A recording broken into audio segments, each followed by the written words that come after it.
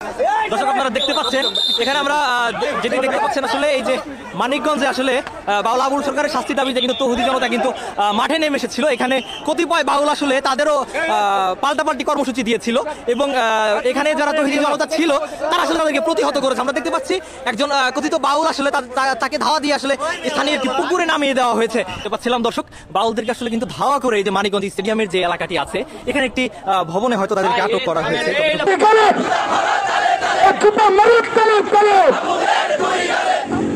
আমি এখন দাঁড়িয়ে আছি মানিকগঞ্জ গভর্নমেন্ট হাই স্কুলের পুকুর পাড়ে। এখানে আজ সকালে তাহুদি জনতার সাথে আবুল সরকার নামে এক বাউল শিল্পী তার অনুসারীদের ধাওয়া পাল্টার ঘটনা ঘটে।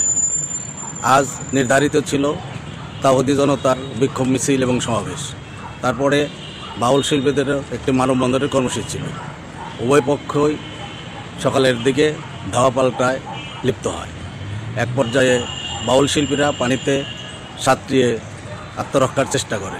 এক্সট্রিম মশার কয়েল প্ল্যান্ট ফাইবার দিয়ে তৈরি, তাই সহজে ভাঙে না, সুগন্ধিযুক্ত ও নিরবিচ্ছিন্নভাবে জ্বলে। ডেঙ্গু, চিকুনগুনিয়া বাহি সহ যে কোনো মশার বিরুদ্ধে দেয় এক্সট্রিম সুরক্ষা।